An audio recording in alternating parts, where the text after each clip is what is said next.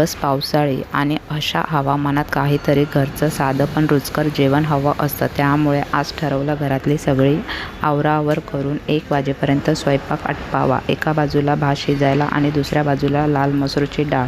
डाळीत हळद, मीठ, टोमॅटो, हिरवी मिरची, थोडंसं तेल घालून डाळ शिजायला ठेवली. तेवढ्यात दुसऱ्या बाजूला बटाटे कापलेले, स्वच्छ धुतले आणि कढईत गरम तेल करून त्यात जिरे, मेथीचे दाणे, बटाट्याचे काप, हळद, लाल तिखट, मीठ घालून चांगलं परतून वाफेवर साधारण 10 मिनिटं ठेवून दिले. डाळ छान शिजली गेली. फोडणीत तेलात हिंग, मोहरी टाकली आणि डाळीत घालून दिली. बस, डाळ छान चमकली आणि खमंग वास दरवळायला लागला. पावसाळ्यात गरमागरम भात, त्यावर तुपासकट मसूरची डाळ आणि सोबतीला चवदार बटाट्याचे काप. एकदम सॉलिड कॉम्बिनेशन.